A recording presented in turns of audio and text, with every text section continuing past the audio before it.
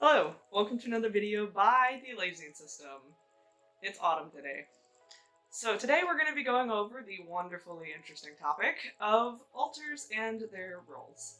There's going to be 13 to 14 different terms that I'm going to go over. I'll have, one of us, whoever edits the video, will put all the fun definition stuff, I think on this side, but I don't remember, on one side or the other. So listen, read, whatever you want. So let's get started.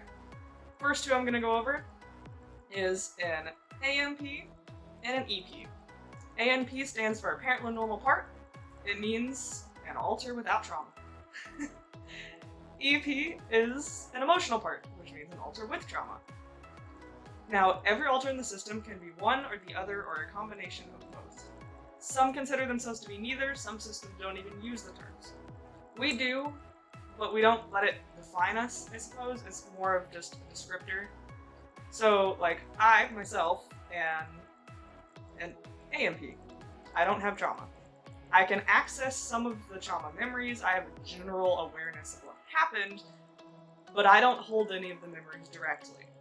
Everything that I am aware of, I have gotten through others. Whereas Kai is an ANP and an EP, which means they have awareness of trauma, they have direct trauma memory, as well as indirect trauma memory from other altars, as well as times where they don't recall the trauma at all. So sometimes they will have no trauma awareness, other times they will have some, and other times they will have severe. And then it can go anywhere on that spectrum for them. So they are both, whereas I am just an A. Because while I do have trauma awareness, it doesn't affect me emotionally like it does an EP. So, AMP and EP. Cool, 2 down. Let's go to the first actual role. First role would be the host. The host of our system is Kai. Kai is the altar who is out the most. They are in charge of daily living, they're in charge of school, work, social life, for the most part. Though some of us help them out on that, they are typically the ones that will be handling that the majority of the time. Then there's me. I am what's called the co-host. I'm also a protector, but I'll get into that role later. My main role is the co-host. Co-host means I co-host with Kai. Under normal circumstances, this, due to world circumstances right now, not as common for me to be out, but today we had some downtime before work, so I came out, and Kai informed me I needed to film this. So I am fulfilling my duty as a co-host, and helping take some of the weight of life's responsibilities off of Kai, and doing them myself. And in that way, we both fulfill daily life. Perfect! I hope that explains enough. Onwards to kind of a two-parter. Primary protector and protectors in general. Primary protector, that's what Klaus is. Klaus is our primary protector. He likes to call himself the second in command, which is pretty true. If we need someone to make a direct decision and Kai is not able to, and for some reason I am not available, Klaus is the one that will make that decision, even if it's an incredibly important one. Klaus is a protector all around. He can protect in any field. Physical, emotional, verbal, mental, sexual, if needed. If something's wrong, Klaus will handle it. So, primary protector. Then there's just the rest of our protectors. Not to discredit them, but Klaus is primary, whereas the rest of them, including myself, we are protectors in set categories. Some of us, like myself, I am an emotional and sexual protector. If someone is giving us unwanted advances, or if someone is trying to emotionally manipulate us, I will fight them. Whereas some of the others, like, let's see, Gabriel, he is a verbal and physical protector. He will physically fight people if necessary. Has he ever? No. Have any of us ever? No. It's been a very long time.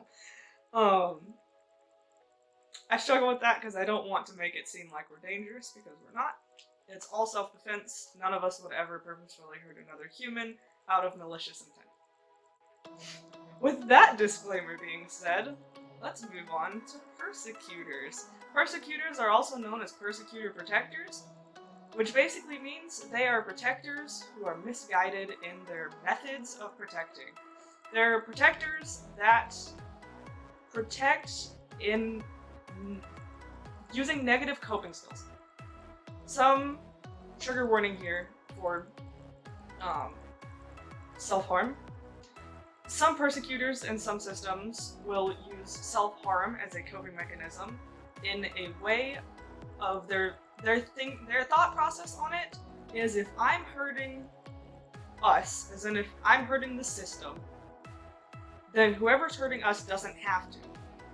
Because in the persecutor's mind, if they're causing themselves pain, then their abuser has no reason to hurt them because they're already causing themselves pain. They're already abusing themselves, and thus they're protecting themselves because they're able to control the pain. End of trigger warning. So that's a persecutor. We don't have any persecutors currently. We will have a video about a former persecutor, several former persecutors that we had in the future. So moving on, I have notes in my lap, so if I look down, notes. So trauma holders. Let's move on to trauma holders. So trauma holders are, well, pretty self-explanatory. Altars that hold trauma. Nothing really more to it. Now, memory holders are slightly different, at least for us.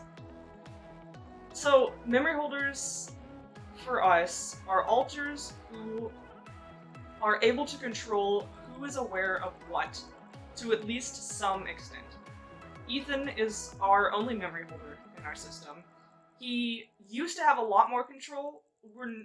I'm not quite sure if he just stopped caring. That sounds very insensitive, but I can't think of a better way to put it. Or if his powers just kind of faded on that.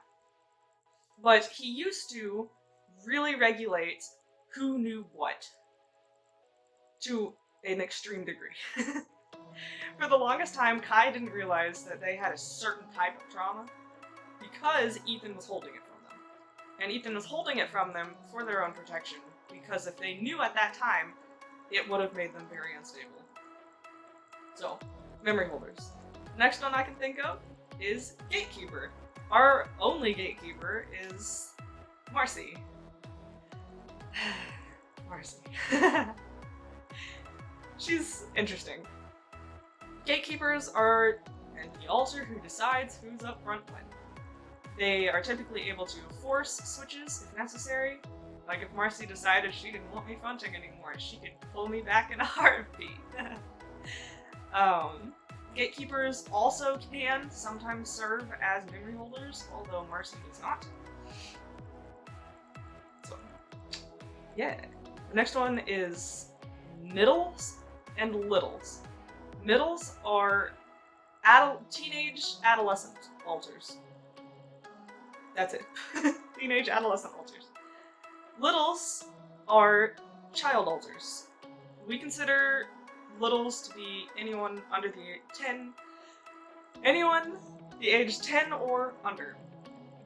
We have 3. We're not supposed to go into detail about them on the internet, because the internet is not a safe place for most children to be, and thus it is not a safe place that we deem for our child altars to be. Please respect our privacy on that. And then last, but not least, Fragments.